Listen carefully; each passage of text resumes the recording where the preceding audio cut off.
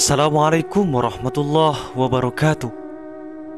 Malam tanggal 30 September 1965 hingga 1 Oktober 1965 merupakan peristiwa yang kelam bagi bangsa Indonesia.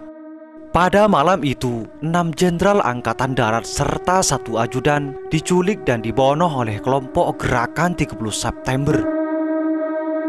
Para jenderal itu adalah Jenderal Ahmad Yani, Letjen Suprapto, Maijen S. Parman, Maijen MT Haryono, Maijen DI Panjaitan, Maijen Sutoyo Siswo Miharjo, dan Perwira Pire Tendean.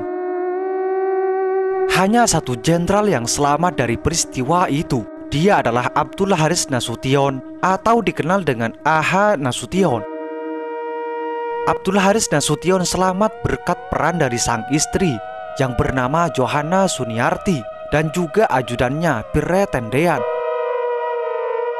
Istri Jenderal Nasution, Johanna Suniarti, berperan dalam menyelamatkan suaminya dari penculikan kelompok Gerakan 30 September yang dikenal dengan G30S PKI. Eksekutor Gerakan 30 September dikenali Johanna sebagai pasukan Cakrabirawa berdasarkan seragam yang dipakai. Pasukan Cakrabirawa adalah pasukan khusus pengamanan presiden. Ketika Cakrabirawa sampai di rumah Nasution di Jalan Teuku Umar Menteng, Jakarta Pusat, Johanna menahan pintu kamarnya yang saat itu didatangi oleh Cakrabirawa dan menyuruh Nasution untuk pergi menyelamatkan diri. Meski Cakrabirawa menyerang dengan tembakan, Johanna bertahan dengan menutup pintu dan menahannya agar suaminya Nasution punya waktu untuk menyelamatkan diri. Hingga akhirnya Nasution berhasil lolos dengan melompati tembok rumahnya. Abdul Haris Nasution menceritakan bagaimana dia bisa lolos dari penculikan itu. Nasution menyelamatkan diri dengan memanjat tembok samping rumahnya. Namun, sebelumnya ia berusaha untuk kembali masuk ke rumah karena putrinya Ade Irma Nasution tertembak. Usaha itu dicegah oleh istrinya dan memohon agar Nasution menyelamatkan diri. Nasution berhasil lolos meski saat itu rumah telah dikepung oleh Cakrabirawa berkat tumbuhan yang lebat di dekat dinding rumahnya. Saat memanjat tembok samping rumahnya, Nasution berusaha ditembaki oleh Cakrabirawa, namun ia berhasil selamat. Ia juga mendengar salah seorang yang berteriak, "Seseorang melarikan diri di samping." Setelah itu, dia berpindah bersembunyi di belakang tong air yang berada di rumah duta besar Irak. Di persembunyiannya itu, ia tak bisa habis pikir mengapa Cakrabirawa mencoba untuk membunuhnya.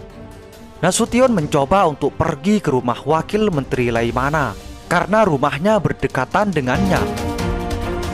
Nasution percaya bahwa Wakil Menteri Laimana tidak akan mengkhianatinya jika ia meminta bantuan untuk menghubungi Presiden Soekarno dan menanyakan mengapa Cakrabirawa berusaha untuk menculiknya.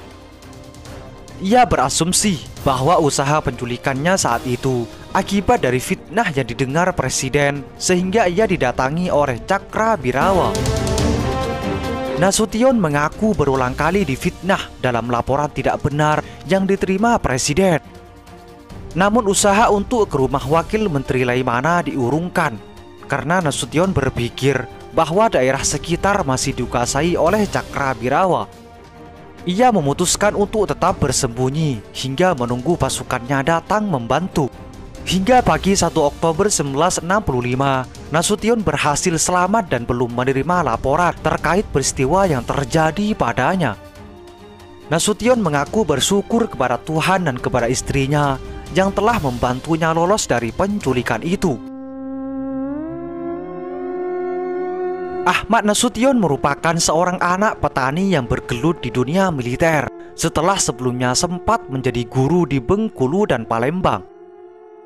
Tahun 1940, ketika Belanda membuka sekolah perwira cadangan bagi pemuda Indonesia, ia ikut mendaftar. Selanjutnya, ia menjadi pembantu letnan di Surabaya.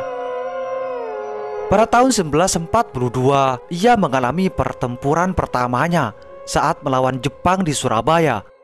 Saat pasukannya bubar, ia lari ke Bandung. Di kota ini, ia bekerja sebagai pengawal pamong Praja.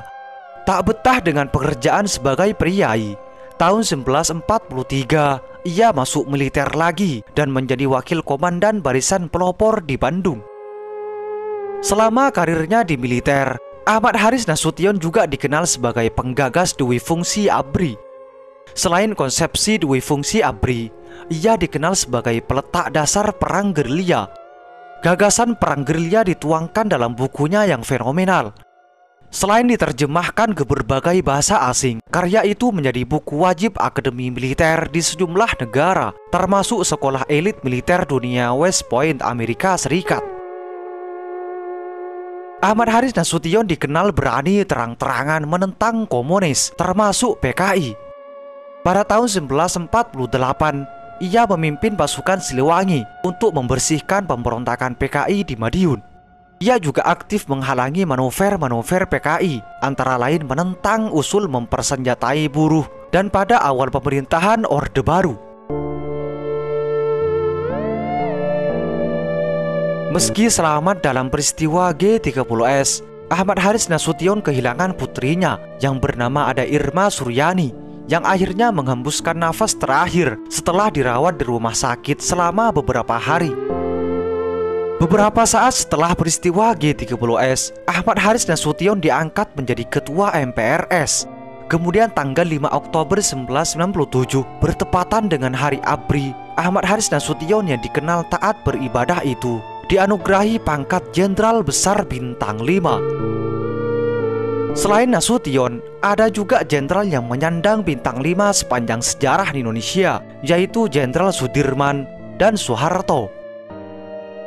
Abdul Haris Nasution kemudian tutup usia di Rumah Sakit Gatot Subroto pukul 7.30 WIB pada tanggal 6 September 2000. Itulah alasan mengapa Abdul Haris Nasution selamat dari penculikan G30S. Semoga sejarah ini menambah wawasan kita dan menjadi pelajaran bagi masa yang akan datang. Semoga informasi ini bermanfaat. Assalamualaikum warahmatullahi wabarakatuh.